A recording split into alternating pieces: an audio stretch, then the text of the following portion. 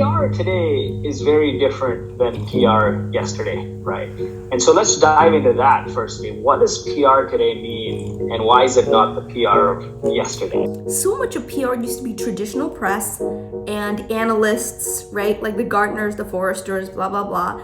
And today, oh man, it's changed so much. First of all, I think PR and marketing have to play together.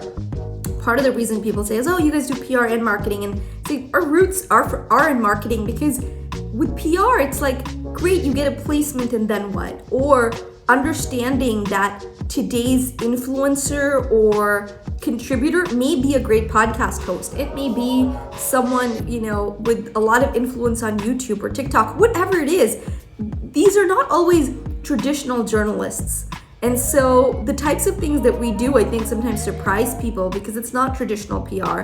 It's, Twitter spaces. It might be LinkedIn fireside chats. It may be, a product hunt launch campaign. Stuff like that really moves the needle for especially B2B companies. And I think this is kind of PR of the future, if not now, connecting those dots.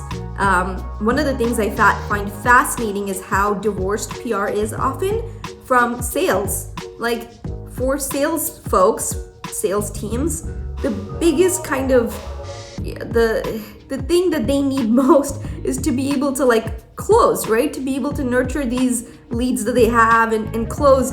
But PR is awesome for that, but they often have no idea. They don't know what placements they've even gotten, much less how to use that when they're engaging people in conversations. So I do think B2B tends to be so much more product and sales focused, but it's a huge, huge missed opportunity, because every company is product and sales focused, right? It's, and one of the things we absolutely know to be true is, look, the best product doesn't win. And I think this is sometimes what breaks my heart, is when I meet companies that have a better product than their competitors and they worked harder at it, but because the competitor is perceived to be better, because they have more market share.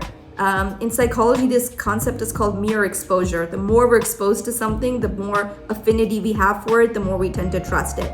And so just because of that, those brands are winning, right? And so I feel like there's an obligation for every underdog out there that has a cool company that does something neat to be able to take advantage of it and make sure that people know what's what.